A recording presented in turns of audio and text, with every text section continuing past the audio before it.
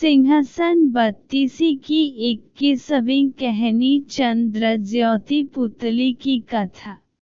इस बार भी राजा भोज सिंहासन पर बैठने के लिए आगे बढ़ते हैं और तभी 21वीं पुतली चंद्रज्योति वहां प्रकट होती है।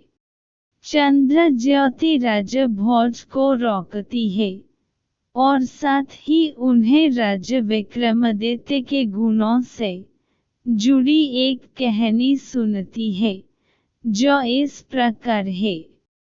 एक बार राजा विक्रमादित्य ने राज्य में एक यज्ञ करने का सोचा।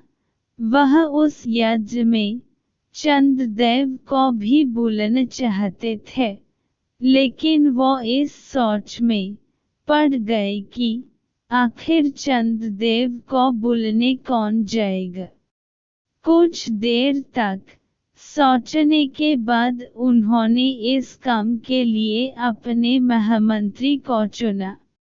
राजा ने महामंत्री को अपने पास बुलाया और अपने विचार प्रकट किए। तभी एक नौकर दौड़ते दौड़ते वहां पहुंचा। नौकर को देखकर महामंत्री उसके पास गए। नौकर ने उनके कान में धीरे से कुछ कहा, जिसे सुनने के बाद महामंत्री दुखी हो गए और राज्य से विदा लेकर वहां से चले गए। महामंत्री के यूं अचानक जाने से राजा को लगा कि कुछ परेशानी की बात है। इस बारे में उन्होंने उस नौकर से पूछा। तब नौकर ने बताया, महामंत्री की एक ही बेटी है जो लंबे समय से बीमार है। उसका इलाज कई वैद्य हकीमों से कराया गया, पर वो ठीक नहीं हुई।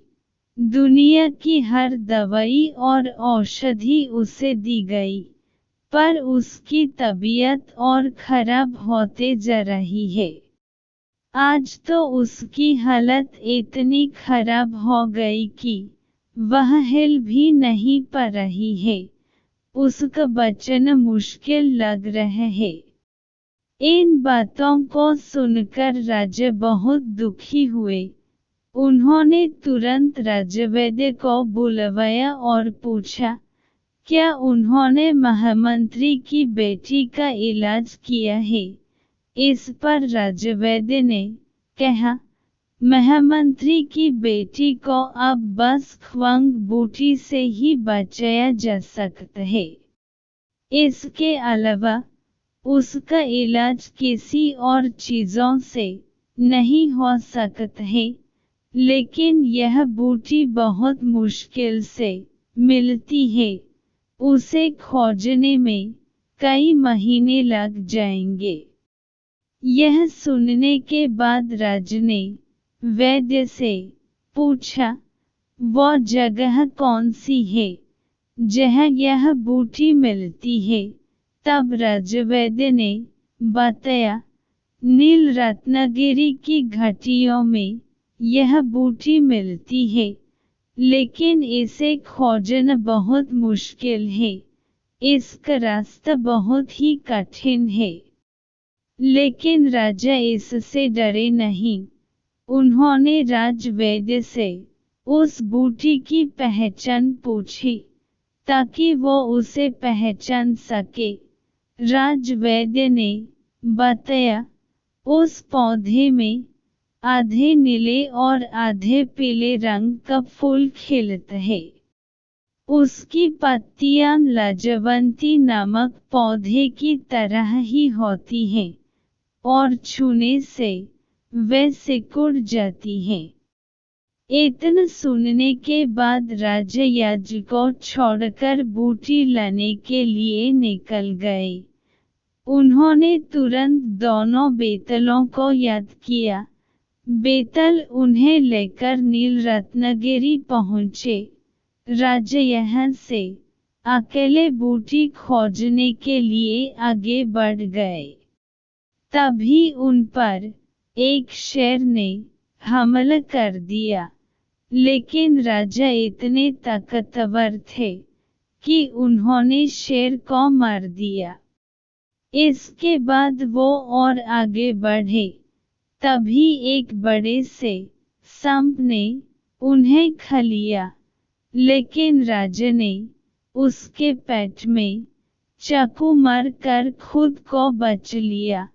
बूटी खोजते खोजते शाम हो गई। राज ने सोचा कि थोड़ा आराम कर लिया जाए, फिर बूटी खोजेंगे। रात में उन्होंने सोचा कि काश चंद्रदेव बूटी खोजने में उनकी मदद कर दें। तभी एक चमत्कार हुआ और चारों तरफ रोशनी फैल गई। राजा ने जब उठकर देखा तो उन्हें वो नीले और पीले रंग का फूल लगा पौधा दिखाई दिया।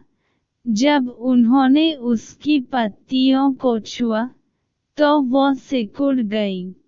राजा को समझ आ गया कि यह वही बूटी है जिसे वो ढूंढने आए थे। उन्होंने तुरंत उस बूटी को अपने झोले में भर लिया।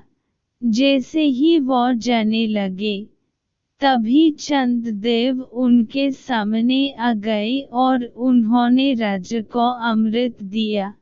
साथ ही कहा कि अब यह अमृत ही महामंत्री की बेटी को ठीक कर सकता है। चंद्रदेव ने राजा को कहा कि तुम्हारी मदद की भावना देख मैं बहुत खुश हूँ।